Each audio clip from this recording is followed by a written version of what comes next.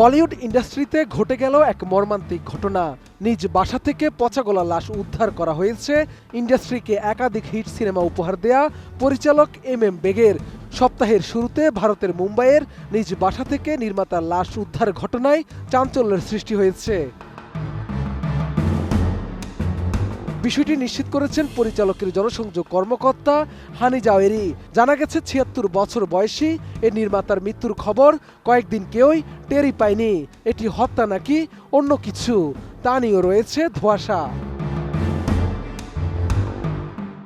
ভারতীয় সংবাদ মাধ্যমের প্রতিবেদন অনুযায়ী কিছুদিন ধরে অসুস্থ ছিলেন এম বেগ।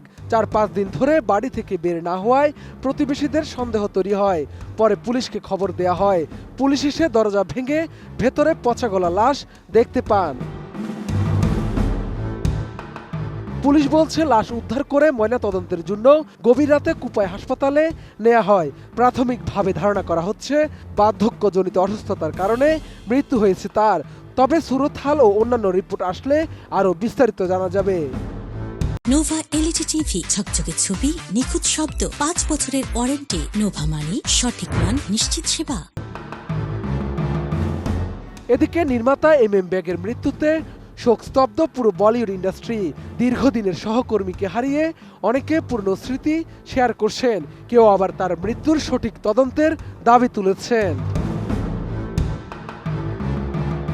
বলিউড চলচ্চিত্রের সহকারী পরিচালক হিসেবে ক্যারিয়ার শুরু করেছিলেন এম বেগ, যে ওম প্রকাশ, বিমল কুমার ও রাকেশ রোশনের মতো প্রতিষ্ঠিতদের সঙ্গে কাজ করেছিলেন তিনি। বলিউডের এই যাত্রায় কয়েকটি মূলধারার সিনেমার সঙ্গে যুক্ত ছিলেন এই নির্মাতা। এর মধ্যে রয়েছে আদমি খিলানো হ্যায়, জয়সি কর্নি ও ওয়াইস ভর্নি, কর্জ চুকানা হ্যায়, কালাবাজার ও কিশন কানহাইয়া। এছাড়া এম বেগ একজন নির্মাতা হিসেবে নাসিরুদ্দিন সাহা অভিনীত মাসুম গাহা পরিচালনা করেছেন, যদিও এটি অপ্রকাশিত রয়ে গেছে। একই সঙ্গে পরিচালনা করেছেন মুক্তি পাওয়া সিনেমা শিল্পা শিরক দক্রের ছোটি বাহু।